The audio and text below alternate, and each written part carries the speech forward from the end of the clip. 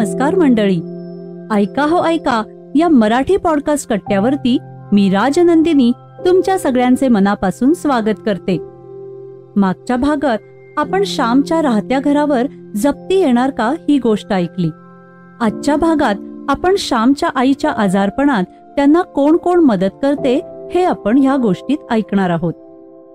रात्र 38वी. आईचा शेवटचा आजार. श्याम आजारी पडला. अंगात तापही होता. डोळे मिटून पडला होता. श्याम, पाय चेपू का? गोविंदाने विचारले. नको, माझे पाय चेपून काय होणार? माझी सेवा नको करायला. तुम्ही आपापली कामे करा. त्या मोहन पाटलाचा ताका लवकर विणून द्या. जा, माझ्याजवळ बसून काय होणार? राम राम म्हणत मी शांत पडून राहीन, श्याम म्हणाला. श्याम, कोणी आजारी पडले तर आपण जातो. आपल्या आश्रमातील कोणी आजारी पडला तर त्याच्याजवळ नको बसायला? रामने विचारले. अरे, इतका का मी आजारी आहे? तुमचे माझ्यावर प्रेम आहे. मी कितीही जेवलो तरी पोटभर जेवलो असे तुम्हाला वाटतच नाही. मी बरा असलो तरी बरा आहे असे वाटत नाही. मी आजारी नसलो तरी तुम्ही आजारी पाडाल. वेडे आहात. काही वादबीत झाला तर बसा जवळ. तुम्ही कामाला गेलात तरच मला बरे वाटेल. गोविंदा, जा तू. राम, तूही पिंजायला जा. श्यामच्या निक्षून सांगण्यामुळे सारे गेले. संध्याकाळी श्यामला जरा बरे वाटत होते. अंथरुणात बसून तो सूत कातीत होता. तोंडाने पुढील गोड श्लोक म्हणत होता. सुचो रुचो ना तुझविण काही, जडो सदा जीव तुझ्याच पायी. तुझाच लागो मज एक छंद, मुखात गोविंद हरे मुकुंद. तुझाच लागो मज एक नाद, सरोत सारेच वितंडवाद. तुझा असो प्रेमळ एक बंध, मुखात गोविंद हरे मुकुंद. का रे, आतासे आलात? श्यामने विचारले. तुम्ही रात्री सांगणार का गोष्ट? एका लहान मुलाने विचारले. हो, सांगेन, तुम्ही या, श्याम म्हणाला. पहा, तुम्हाला छान छान दगड आणले आहेत.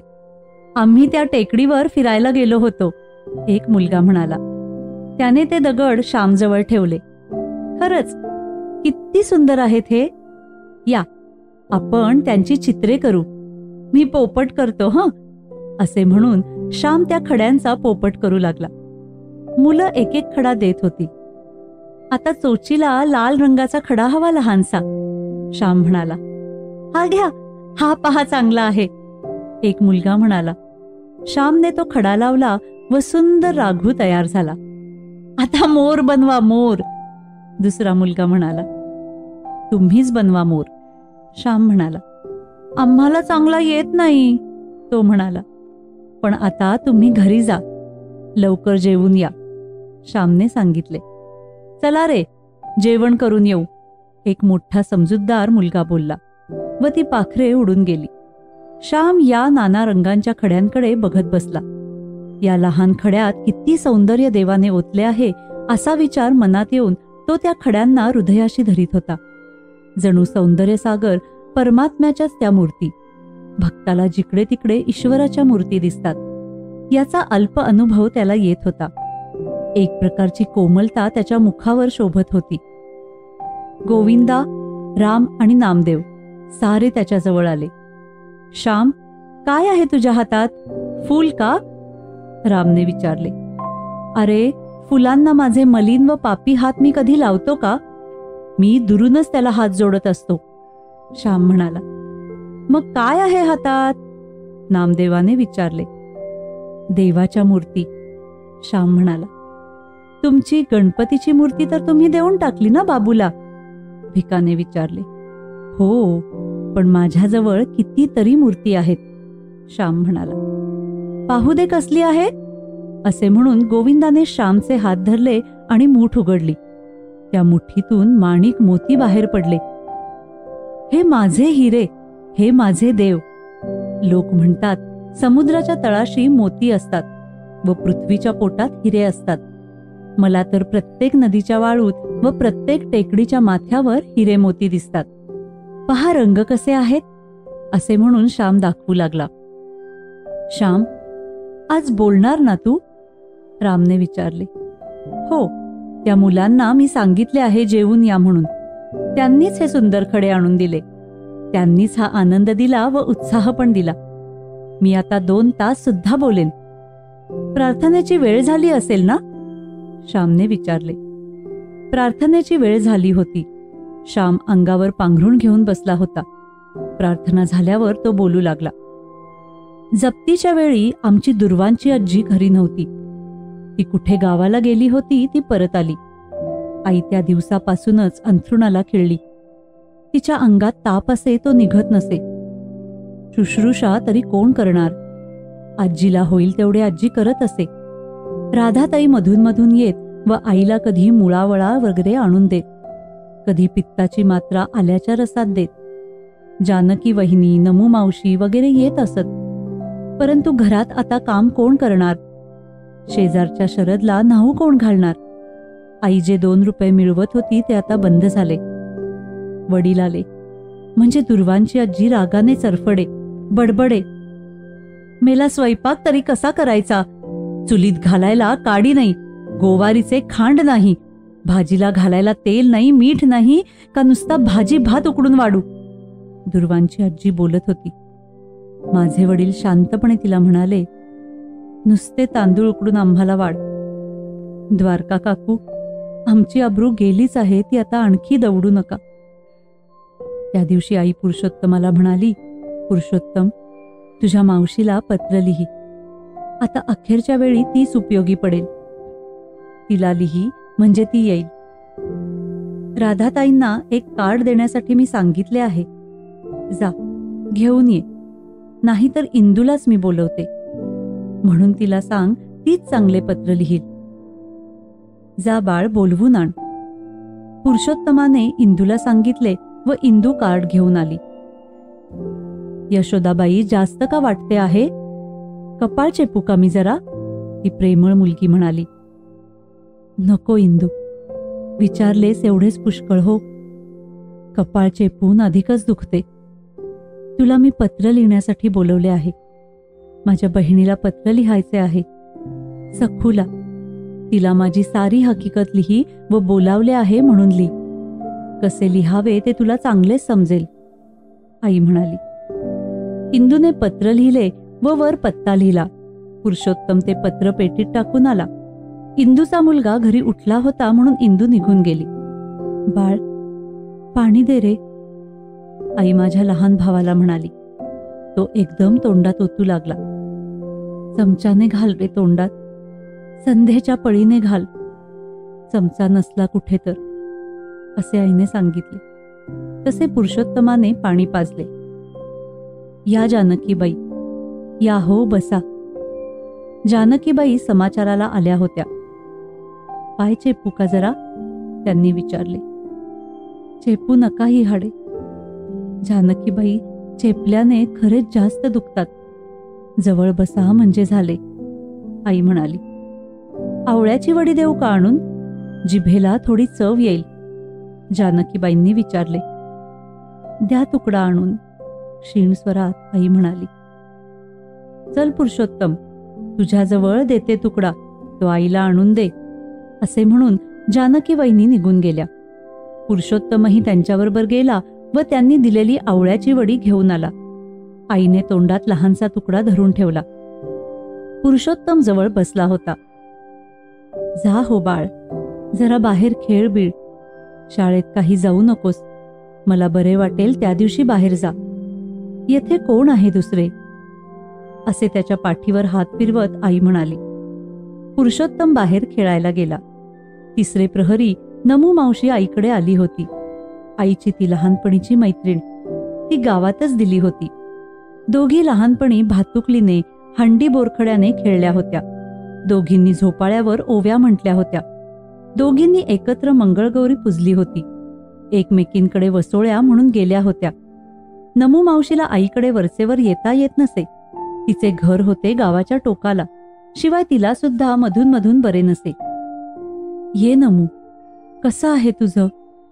तुझ्या पायांची जरा सूज ओसरली आहे, पण तुझं कसं आहे? अगदीच हडकलीस.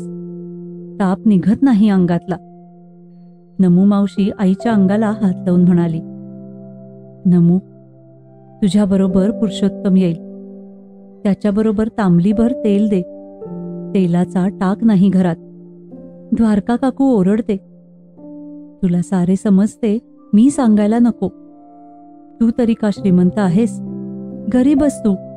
परंतु परकी नाहीस तू मला म्हणून सांगितले.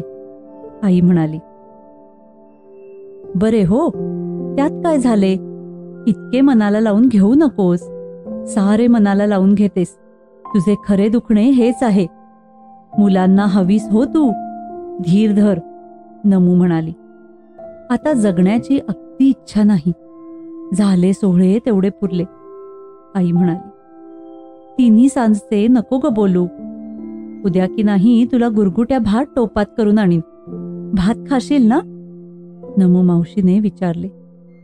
नमू, डोळे मिटावे हो आता. किती ग ओशाळवाणे लाजीरवाणे हे जिणे. आईच्या डोळ्यात पाणी आणून आई म्हणाली, हे काय असे? बरे होशील हो तू, आणि चांगले दिवस सुद्धा येतील. तुझे श्याम गजानन मोठे होतील. गजाननाला नोकरी लागली का? नमूने विचारले. महिन्यापूर्वी लागली, परंतु अवघा 19 रुपये पगार. मुंबईत राहणं, तो खाणार काय आणि पाठवणार काय? शिकवणी करतो.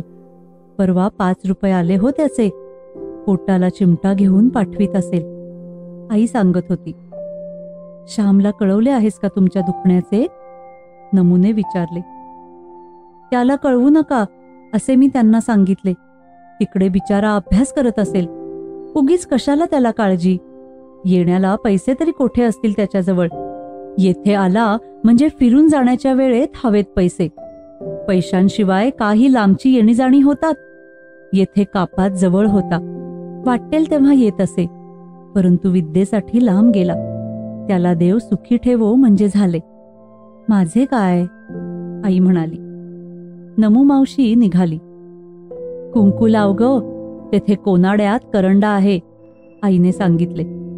नमू मावशीने स्वतःच्या कपाळी कुंकू लावले व आईलाही लावले आणि ती निघून गेली. आई, हे बघ मावशीचे पत्र. मला सारे लागले. वाचू मी? असे म्हणून पुरुषोत्तमाने मावशीचे पत्र वाचून दाखवले. मावशीचे अक्षर सुवाच्य व ठसठशीत असे. मावशी येणार होती. आईला आनंद झाला. इतक्यात इंदू आली. इंदू, उद्या येणार हो सखू? तू पत्र लिहिले होतेस ना? हे बघ तिचे पत्र. दे रे इंदुताईला. आई पुरुषोत्तमास म्हणाली. इंदुताईने पत्र वाचले व म्हणाली, मी पाहीन त्यांना. तुम्ही त्यांच्या गोष्टी सांगत असा. वाटे की केव्हा त्यांना बघेन. इंदूच्या आईने इंदूला हाक मारली. पुरुषोत्तम, चल आमच्याकडे. आईने सांजा केला आहे, चल. इंदू म्हणाली, जा बाळ, त्या परक्या नाहीत हो, आईने सांगितले. तेव्हा तो गेला. माझ्यामुळे तुझे असे हाल. तुला नीट खायला प्यायलाही मला देता येत नाही. मी अभागी आहे. काय करू मी तरी? वडील आईजवळ बसून म्हणत होते. हे काय असे?